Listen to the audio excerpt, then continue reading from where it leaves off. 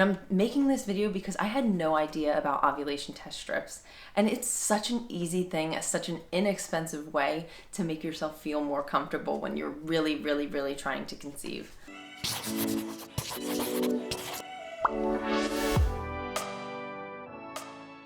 Hey guys, welcome back to my channel. If this is the first video that you're clicking on of mine, welcome. My name is Heather, and I am going to explain to you today how my husband and I conceived for the third time. This will be our second baby.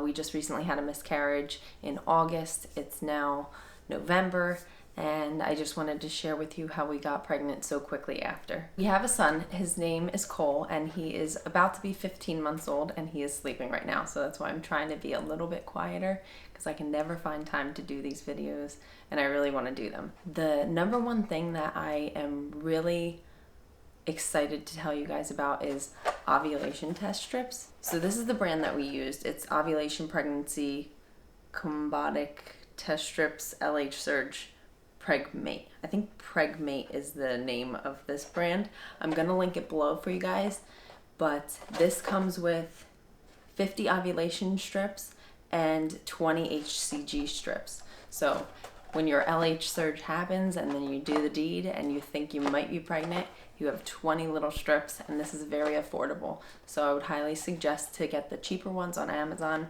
rather than the more expensive ones that show up with the happy face, because you're going to be testing a lot. It might not happen this cycle, and yeah. So just a little information that I've gathered along the way, because I've just done so much research, especially after my miscarriage. I just really wanted to conceive again. I felt like I wasn't going to feel better until I knew that I was pregnant again. So they say you ovulate 10 to 16 days before your missed period. For example, normal ovulation day for a 28-day cycle would be day 14. But you can also have early ovulation or late ovulation. So with gathering all my information, I wanted to find a window of time where I should do these LH test strips to predict my ovulation. So I came up with the window of day 7 to day 21. So 7 to 10 could be like early ovulation if that happens for you, and then up to day 21 could be like later ovulation. I have my little test strip set up here that I'm going to show you closer with the camera, but I'm going to just tell you a couple things and then I'll grab the camera and zoom in on this. I actually started testing on cycle day 10, and I didn't stop testing until cycle day 23, and I'll explain that to you. So once you get the positive LH test, they say you ovulate 12 to 24 hours after that. So you want to make sure that you're doing the deed at least a few days before, up to a couple days after. So that's like a 5-day window. So if you look here, this is my ovulation test for pregnancy number 3.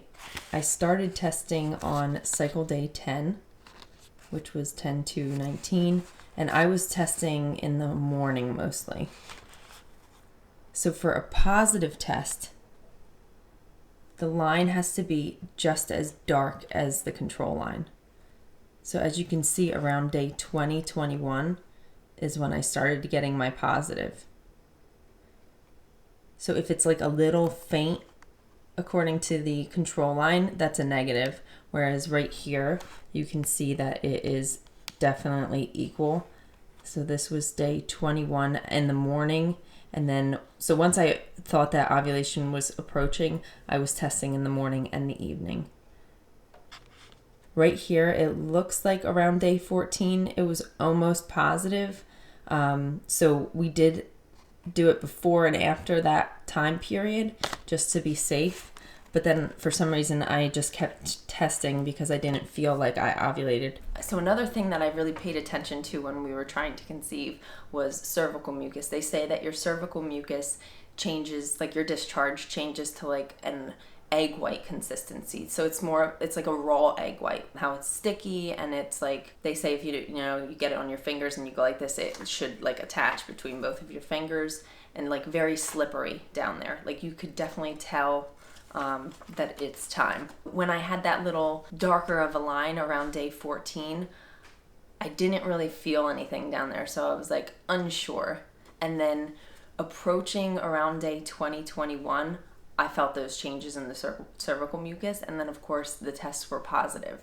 So that was just very comforting to me to know that I had two factors that were like legit, that were saying you are about to ovulate. According to my little chart here, we weren't trying super hard like we did with our first pregnancy. We were doing it like every day just because we wanted to make sure we hit it on the mark. It was just different emotions. It was like if it happened, it happened. We did want to conceive soon after, so we did do the ovulation test strips, and it ended up happening. So little teaser there, this did work. So this PREGMATE comes with a little pamphlet, and it has literally everything you need to know that I'm probably going to tell you right now about how to test. And I'm making this video because I had no idea about ovulation test strips. And it's such an easy thing, such an inexpensive way to make yourself feel more comfortable when you're really, really, really trying to conceive. So back to my phone, I do have one of the apps. I use PinkPad, and I've been using that for years just to track my period, just so I would know when I was about to get it. That's how I found out that my cycles were 30 days rather than 28 days. And all of those things are good to know. You need to know your first day of your cycle, your last, how long it lasts, and then, trying to figure out your ovulation. So along with the PinkPad app, I was actually getting little spikes of time. It would block off like a colored window of when you were ovulating. So according to that, it was incorrect because I ovulate late. With my first pregnancy, we were doing it like every single day along the lines of the ovulation according to the app. And then the next week, we did it like one time. So when I had my ultrasound with my son, viability scan, it said that he was measuring a week smaller. So I was all freaking out, not knowing, why is my baby a week smaller? Like, what did I do? And they were like, it could just be ovulation, but I had no understanding of this. So now it all makes sense because I know that I ovulate on day 20-21, and that makes perfect sense for my baby to measure a whole week different and for me to be backdated and my due date change by an entire week.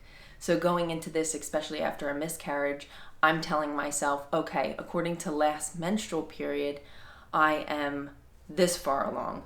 But according to ovulation, because I know exactly when I ovulated, I am a week off from that. Going into my viability scan, I'm expecting the baby to measure a week smaller, and I'm not going to freak out.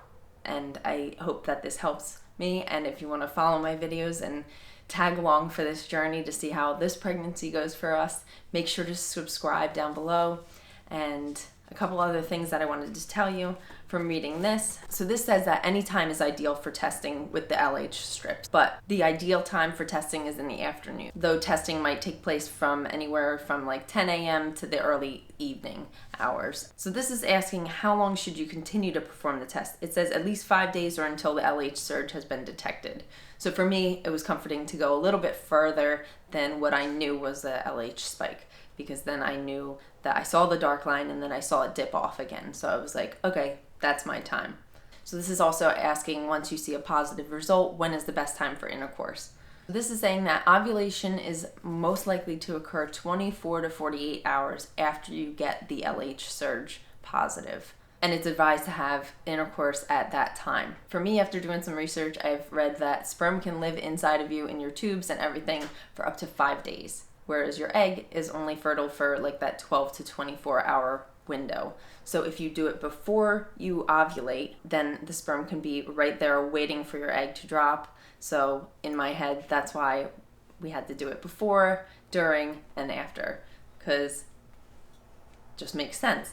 This is also saying like, if you've done this and you've gotten a positive result for your LH surge and then you're still having trouble to conceive, then do it for like 3 to 4 months and then contact your doctor and tell them that this is what you have been trying to do, and then go from there. Will the amount of liquid that I drink affect the results? This says that you should limit your fluid intake about 2 hours before you collect your urine, because heavy intake of fluids prior to testing will dilute the hormone. Another question is, can results be interpreted after 5 minutes? No.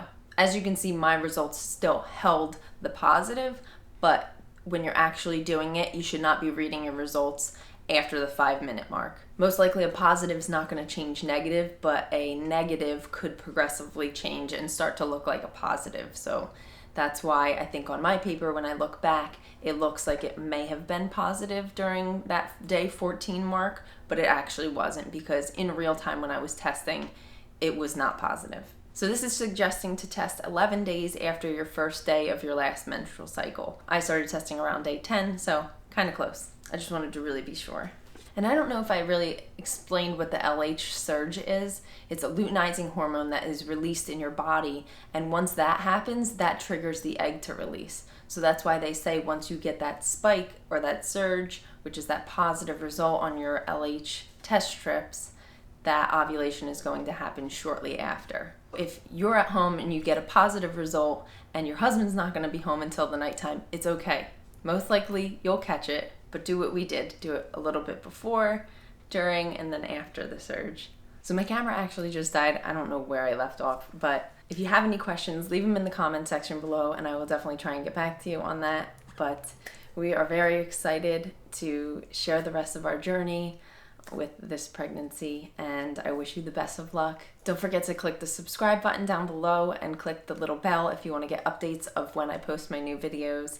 And make sure to follow me on Instagram, where I do daily updates on my life in general, just like things that are happening day to day on my Instagram stories.